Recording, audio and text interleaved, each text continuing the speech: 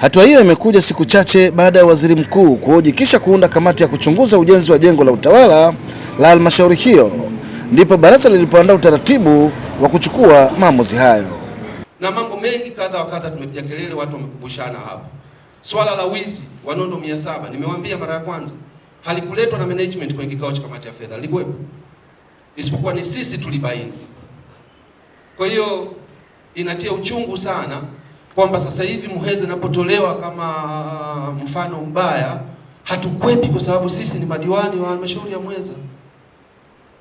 Lakini tunapambana, tunafanya kazi zetu vizuri. Mbunge wetu tunaye, tunashirikiana naye vizuri, anatafuta fedha, analeta, lakini tunamchwa, hasimamii vizuri, mianya ni mingi.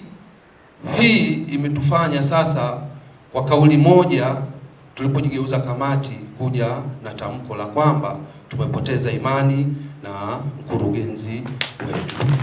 Katika kikao hicho kilichohudhuriwa na mbunge wa jimbo la Muheza Hamisi Mwinjuma, mkuu wa wilaya ya Muheza pamoja na kamati ya ulinzi na usalama, mkuu wa wilaya ya Muheza Ayubu Sebabile amewataka madiwani kupaza sauti zao kwa sababu wao ndio wenye halmashauri hiyo.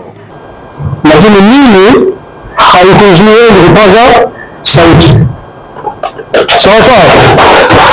Kama DC hatoshi, mnasema DC hatoshi. Kama mkurugenzi hatoshi, mnasema hatoshi. Lakini mimi hamna uwezo kama kuanzia leo mkurugenzi kasimama. Hiyo inawezekana. Lakini tayari taarifa zile zimeenda na mahakama zimeona kwamba huyu mtu anafaa hafai, zimeona. Lakini mimi nilipaza nini? Sauti.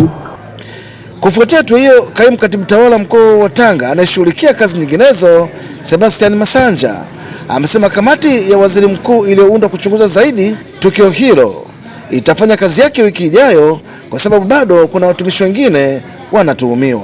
Naomba kwamba waheshimiwa madiwani, chama mwenyekiti watusaidie kuhakikisha watendaji wa kata na watendaji wa vijiji wanasimamia zoezi hilo liweze kukamilika kwa muda ambao serikali imepanga. Kwa hiyo hilo naomba sana waheshimiwa madiwani, chonde tushirikiane katika kulikamilisha kwa sababu lina manufaa makubwa katika usalama wetu. Kutoka hapa katika jengo la halmashauri ya wilaya ya Muheza ambapo ujenzi wake unadaiwa kuwa umesuasua, ni William Mngazija, ITV.